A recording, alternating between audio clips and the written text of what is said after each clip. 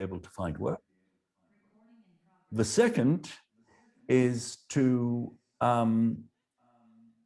make sure that we can stimulate an audience to come back again, because some of them won't. We know that the older part of the audience are going to stay at home. We need to find new audiences to get us out of COVID. What were the measures by which culture was re-stimulated in Great Britain in 1945? In the first case, how do you set up an opera house where there has never been an opera house? The two heads of the opera house, one was an Austrian refugee called Karl Rankel, the other was the manager of a department store. I don't know if you know John Lewis department store. He was the manager of the Liverpool branch of John Lewis. These two men got on a train and went around the country and called auditions in town halls. Anyone who can sing, anyone who can play an instrument, come along. If we think you're good enough, we will take you to London and we will train you up into being the new opera ensemble. So firstly, the national auditions, tapping into children, into people all over the country to be involved in the arts as they had not been before. And it was a tremendous thing. I knew several of these singers who were among this first ensemble in 1945, 1946. One of them, a mezzo-soprano called Constance Shacklock, said, you know, when we put on the first Carmen at Covent Garden, none of us had even seen a Carmen, let alone sung one. So you were starting from a complete zero base, and in a very short space of time, and with very little money, trained it up to national and international standard. One of the offshoots of this, there were little things that were growing up all over the country. Keynes himself had said, in the only explanation that he ever gave of what he was doing, he said, we're looking for the artist who walks where the breath of the spirit blows him.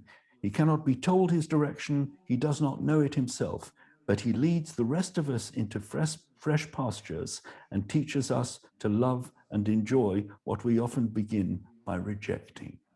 This is a spiritual issue. It's not an economic one. This is a matter of the human spirit transcending difficult conditions. This is a message for all time. A couple of years after Keynes, he didn't live long. He was already, he was in his early 60s. He had congestive heart disease, and he died within a year of the opening of the opera company that he had created out of nothing. In 1948, a young conductor called Ruth Railton. Yes, you know, in 1948, there were already women conductors. It's just people didn't talk about them. Ruth Railton, realizing that there was prejudice against women in the major orchestras, started her own orchestra. It was called the National Youth Orchestra. She went around the country and auditioned teenagers to join her 3 times a year during the school holidays in summer camps and form a National Youth Orchestra that 3 times a year would perform in the greatest halls in the country and in the BBC proms.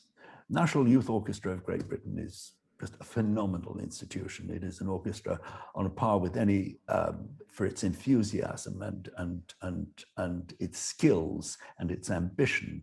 It's wonderful to be engaged with them. I have been involved with them a couple of times, and it raises my spirits every time I think about it.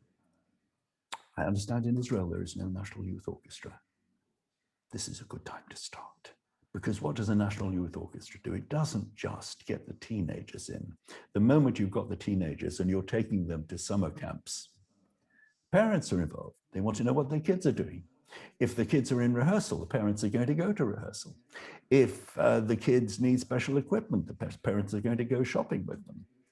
You're creating not just an orchestra, you're creating an audience with it.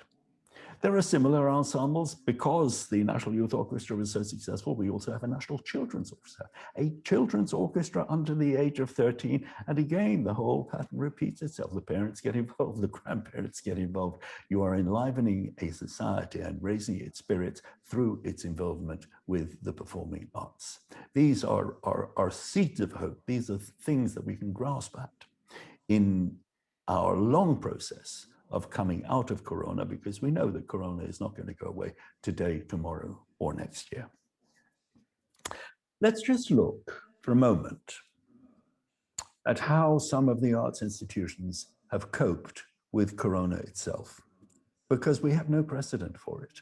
There was, during the only previous pandemic of a similar proportion, which was the Spanish flu in 1919, the arts just carried on and people just carried on dying.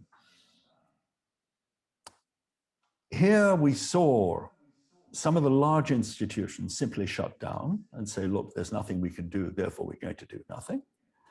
And some of the smaller institutions find ways of continuing. Often it's a matter of individuals finding a way of continuing to sustain the spirit, continuing to sustain the arts through the period of Corona. There is an American organist in Berlin called Cameron Carpenter, who decided he couldn't stay at home. He couldn't stay at home.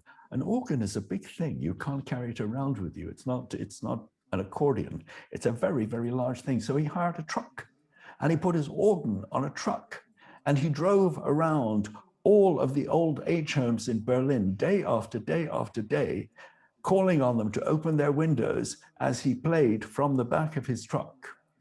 Individuals like that were heroes of the Corona crisis. There were managers of small halls who said, we don't care what's happening. We don't care if we're performing to an empty hall, and if we've just got a singer and a pianist or just a pianist, we're going to carry on performing. We're going to carry on filming it. We're going to present it to you. We can't allow the arts to go completely silent. In some orchestras, I'm thinking of the Royal Liverpool Philharmonic, which owns its own hall, so it didn't need permission to go into a hall in order to perform. They said, okay, we can't allow the public to come in. We will play music together within the limits of what's permitted, within the few players. We can get 29 players on stage. Okay, let's find the music. This was the conductor who said, I'm going to find the music that we can play with 29 performers. And of course, he brought out a whole range of music that isn't normally performed. Because a symphony orchestra is anything between 45 and 120. 29 performers is a bit tough, but he found works by slightly offbeat composers like Martinu and Miaskovsky and Hindemith and Schnittke, and people who don't get performed in the regular repertory. And after every performance and every rehearsal, the players would come to him and say, why can't we do this all the time? Why do we have to play the same old stuff? Why can't we do really interesting things like this? And then when they sat back and talked about it and thought about it, they said, you know what?